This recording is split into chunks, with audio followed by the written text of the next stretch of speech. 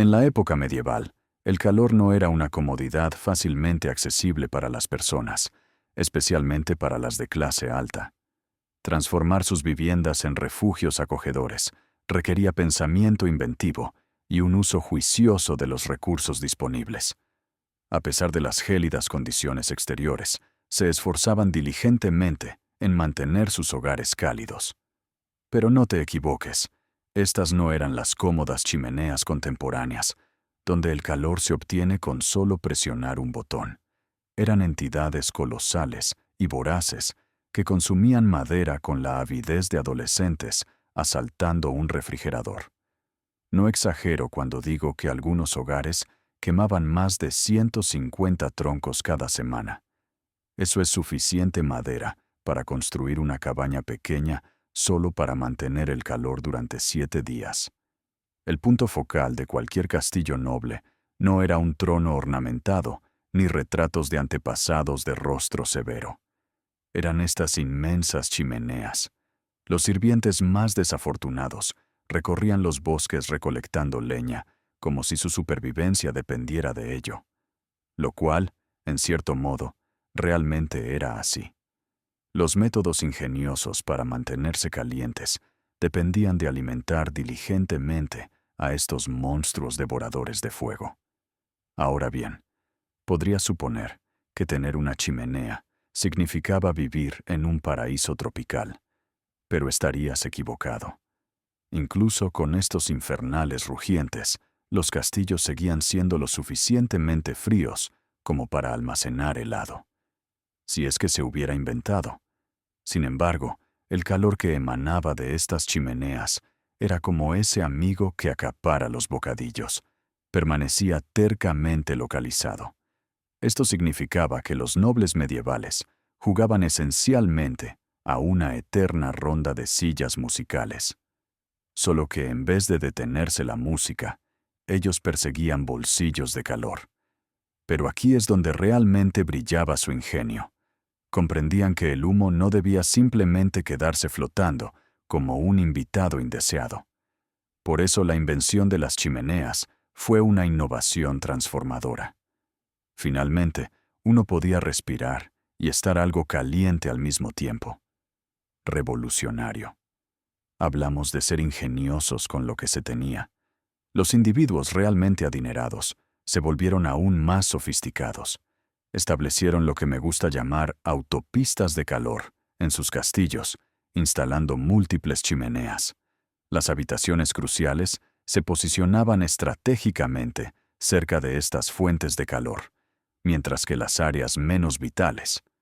Bueno, digamos que si eras un noble medieval y alguien proponía una reunión en la Torre Norte en enero, probablemente no era tu aliado. Esta asignación estratégica de chimeneas era su interpretación del sistema moderno de calefacción por zonas. Aunque, en vez de presionar botones en un termostato, había que convencer a varios sirvientes de cargar leña por numerosos tramos de escaleras. Y la belleza de todo esto, estas chimeneas no eran solo para calentar. Evolucionaron en el equivalente medieval de las redes sociales, donde circulaban todos los chismes más jugosos. Todos se congregaban a su alrededor, intercambiando historias, probablemente lamentándose del clima. Algunas cosas son eternamente consistentes, como idear formas ingeniosas de fingir comodidad, mientras sus nobles traseros probablemente se congelaban. Todo mientras se deleitaban en ese abrazo perpetuo de calidez que tanto les costaba mantener. Mientras que las chimeneas mantenían las áreas comunes razonablemente cálidas, la hora de dormir presentaba sus propios desafíos helados. Sin embargo, los nobles medievales no estaban dispuestos a permitir que una pequeña molestia, como las temperaturas bajo cero, comprometiera su descanso de belleza. Sus cámaras eran como los primeros spas de sueño de lujo del mundo, menos el tratamiento de pepinos en los ojos, y más con una abundancia de plumas. Permíteme describir estas camas. Estamos hablando de una comodidad seria, casi como una nube. Los ricos llenaban sus colchones con las plumas más exquisitas que el dinero podía comprar. La cama de un noble podía contener plumas arrancadas de más de 100 aves. No es de extrañar que durmieran hasta el mediodía. Yo tampoco querría abandonar ese santuario esponjoso. El verdadero genio estaba en las capas. Primero, pijamas de lana, porque nada evoca dulces sueños como vestirse de oveja. Luego venían las mantas. No una, ni dos, sino a veces hasta 7 capas de gruesas colchas de lana. Para cuando uno terminaba de colocarlas, simplemente meterse en la cama probablemente era el mayor esfuerzo físico del día. Pero aquí viene mi toque favorito, el calentador de cama. Antes de retirarse por la noche, los sirvientes usaban estas sartenes metálicas llenas de brasas calientes y las deslizaban entre las sábanas como una bolsa de agua caliente medieval. Solo evita darte la vuelta muy bruscamente o podrías experimentar más que solo una cama caliente. Un mal movimiento y de repente estabas participando en una versión medieval de El piso es lava. La pieza de resistencia era la cama con dosel, completa con pesadas cortinas. Estas no eran solo decorativas ni para privacidad. Eran esencialmente sacos de dormir medievales. Una vez cerradas esas cortinas, habitabas tu propio capullo en miniatura de calor. Además, eran notablemente efectivas para amortiguar el sonido de los dientes castañeteando. Y ni hablemos de las alfombras. No eran las típicas alfombrillas de IKEA. Eran verdaderas inversiones en confort para los pies. Porque, seamos honestos, nada arruina una mañana acogedora más rápido que poner los pies descalzos sobre un suelo de piedra que parece haber estado almacenando hielo desde el invierno anterior. Los ricos importaban alfombras exóticas de tierras lejanas, creando efectivamente lo que podría considerarse el primer sistema de piso radiante de la historia. Ahora bien, los nobles medievales tenían algunos compañeros de habitación bastante poco convencionales para preservar el calor. Los gatos no eran solo adorables compañeros descansando junto al fuego. Eran botellas de agua caliente vivientes y ronroneantes. Pero los verdaderos héroes anónimos eran los animales más grandes. Algunos nobles en realidad invitaban a su ganado a entrar en la casa durante el invierno. Hablamos de reuniones interiores exclusivas. Los estudios indican que una sola vaca podía elevar la temperatura en su entorno inmediato entre 5 y 10 grados. Los nobles medievales tenían básicamente su propio sistema portátil de calefacción, aunque con más mugidos. Antes de arrugar la nariz con disgusto, no eran completamente bárbaros al respecto. Estos calefactores de 4 patas ocupaban zonas designadas. Hablando de lana, los nobles medievales no desfilaban exactamente por las pasarelas de moda con su vestimenta invernal. Pero sin duda sabían cómo vestirse para el éxito, si es que el éxito se define como evitar convertirse en un carámbano humano. Su estrategia de vestimenta era, fundamentalmente, más es más, y elevaron el arte del vestirse en capas a un nuevo nivel. Comenzando desde la capa más interna, usaban ropa interior de lino. Sí, incluso los nobles tenían ropa interior medieval. Pero, a diferencia de nuestros básicos de algodón, estas estaban específicamente diseñadas para atrapar el aire cerca del cuerpo. Luego venían las túnicas y vestidos de lana, frecuentemente confeccionados con la lana más fina de oveja que el dinero podía comprar. El atuendo invernal de un solo noble podía utilizar lana proveniente de hasta 5 ovejas. Y no estamos hablando de esos suéteres que pican. Nos referimos a prendas tan exquisitamente elaboradas que algunas han perdurado hasta hoy en colecciones de museos. Las verdaderas protagonistas eran sus capas exteriores. Los nobles adinerados se cubrían con pieles y terciopelos que harían envidiar a cualquier aficionado moderno de la moda. Las capas forradas de piel no eran solo símbolos de estatus. Eran, en esencia, mantas móviles. Y cuando digo piel, no me refiero a un simple ribete por aquí y por allá. Estas capas solían estar forradas con múltiples pieles de zorro o marta, creando un microclima cálido para sus privilegiados portadores. Pero aquí es donde se vuelve realmente ingenioso. Su vestimenta estaba realmente diseñada para conservar el calor. Las costureras y sastres de la época eran como ingenieros térmicos medievales. Diseñaban prendas ajustadas en puntos estratégicos, creando bolsas de aire que atrapaban el calor cerca del cuerpo. Era como tener un efecto invernadero personal, pero sin preocupaciones ecológicas. El terciopelo era el equivalente medieval de las telas de alto rendimiento actuales. Su densa estructura atrapaba el aire y ofrecía una excelente aislación. Un noble que usara un vestido de terciopelo forrado de piel estaba caminando, básicamente, con el equivalente medieval de un traje espacial de la NASA, aunque sin casco y con bastante más bordado. El verdadero punto brillante era cómo estas prendas estaban diseñadas para funcionar en armonía con todos los demás métodos de calefacción. Estas capas funcionaban perfectamente al sentarse junto a la chimenea, no impedían el movimiento al acurrucarse en sus camas de plumas, y en realidad se beneficiaban del calor ambiental generado por su sistema de calefacción con animales. Los nobles quizás parecían pavos reales sobrealimentados, pero eran pavos reales abrigados. Y no olvidemos los accesorios: guantes forrados de piel, botas acolchadas con lana y capuchas que despertarían la envidia de cualquier fanático moderno de las sudaderas con gorro. Vestirse por la mañana probablemente se sentía como prepararse para una expedición al Ártico, pero al menos se veían fabulosos mientras se mantenían calientes. Aunque, eso sí, uno se pregunta, ¿cómo hacían para tomar sopa sin meter las mangas forradas de piel accidentalmente en el cuenco? En cuanto a mantener el calor del castillo, los constructores medievales eran auténticos genios de la estrategia a largo plazo. Esas enormes paredes de piedra no eran solo para repeler ejércitos invasores. Eran baterías térmicas medievales. Construidas con hasta 3,5 metros de grosor en algunos casos, el equivalente a 2 hombres altos uno sobre otro, estas paredes hacían algo asombroso.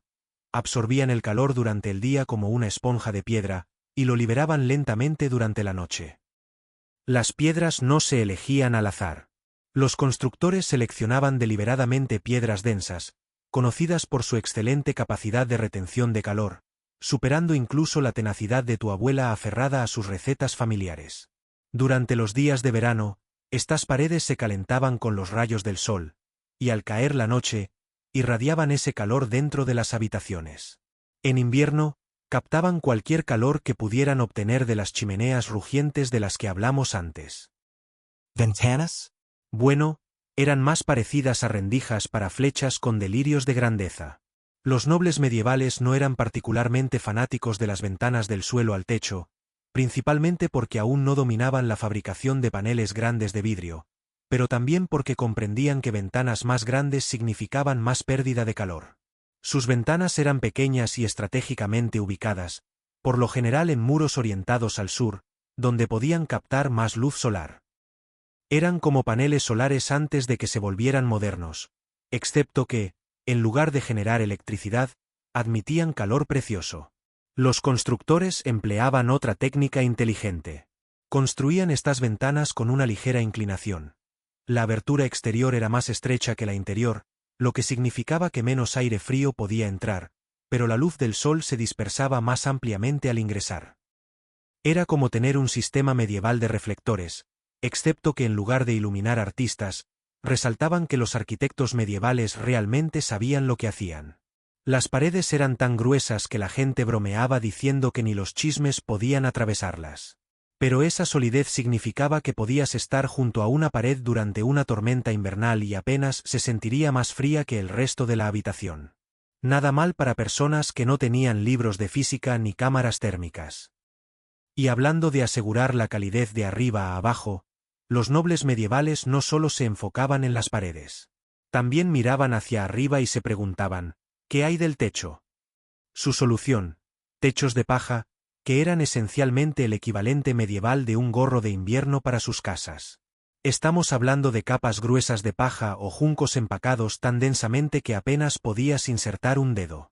No eran simplemente cortes de pasto decorativos para los techos.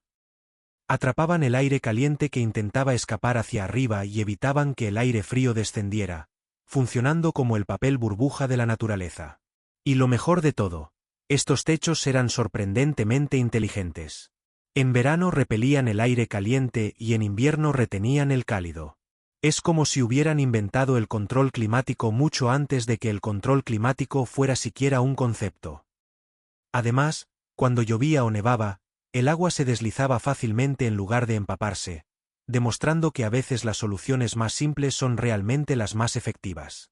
Y aquí viene un dato fascinante. Un techo de paja bien mantenido podía durar hasta 60 años, más que muchos techos modernos hoy en día. Aunque supongo que, cuando la alternativa era soportar un invierno helado, te asegurabas de hacer bien el trabajo desde la primera vez. Mientras esos acogedores techos de paja impedían que el calor se escapara hacia arriba, los nobles medievales idearon otra estrategia brillante para maximizar cada pizca de calor que pudieran conseguir. Convirtieron el invierno en temporada de fiestas. Descubrieron algo que los estudiantes universitarios en dormitorios abarrotados redescubrirían siglos después: el calor corporal es calefacción gratuita. Pero a diferencia de las reuniones modernas abarrotadas, los eventos sociales medievales eran decididamente más refinados. Bueno, la mayoría de las veces. Los grandes salones de los castillos medievales solían albergar reuniones donde docenas de personas se congregaban. Y no solo para charlas estimulantes. Los científicos actuales nos dicen que una sola persona genera aproximadamente la misma cantidad de calor que una bombilla de 100 vatios. Ahora, multiplica eso por 50 o 60 personas dentro de un gran salón y has creado esencialmente un sistema de radiador medieval alimentado por chismes y vino. Estas reuniones no eran simplemente iniciativas de calefacción improvisadas.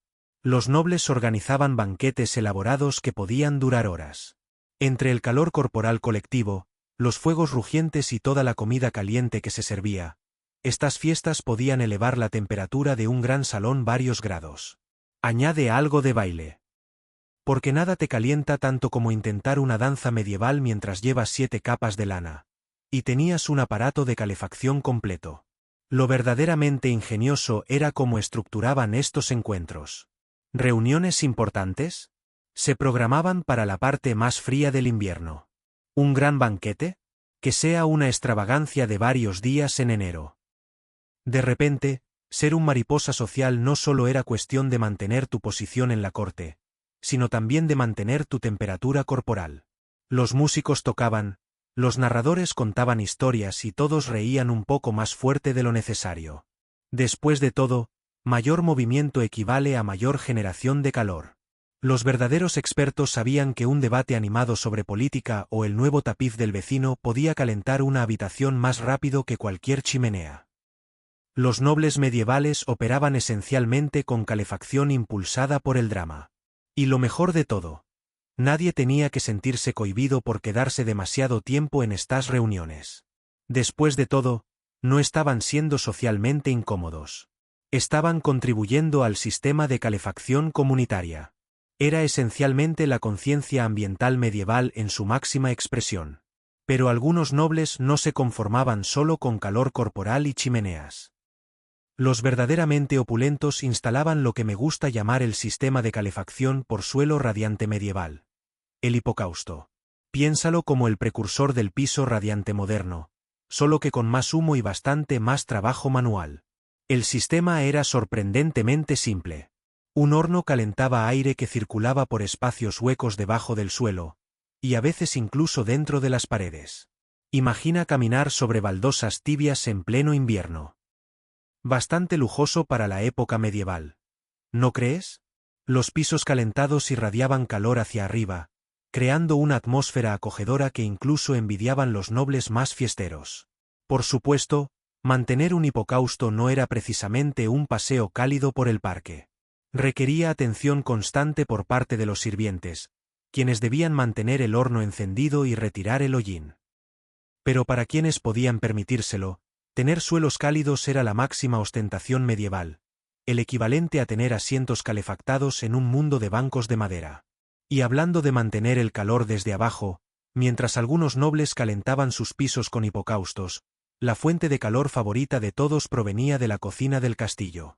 Lo ingenioso era cómo maximizaban el calor generado al cocinar. Los guisos y sopas no eran solo elecciones culinarias populares por ser saciantes. Estos platos requerían horas de cocción lenta, lo que significaba que el fuego de la cocina permanecía encendido por periodos prolongados.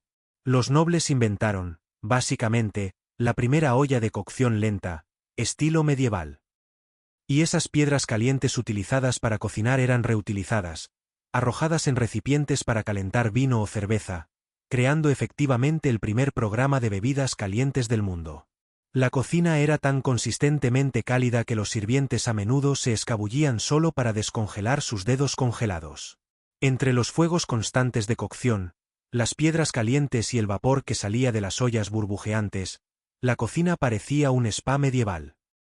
Solo que con más cebollas y bastante menos aromaterapia. Las estrategias empleadas por los individuos de la clase alta medieval para calentar sus hogares eran notablemente ingeniosas, fusionando de manera magistral la practicidad con los recursos disponibles.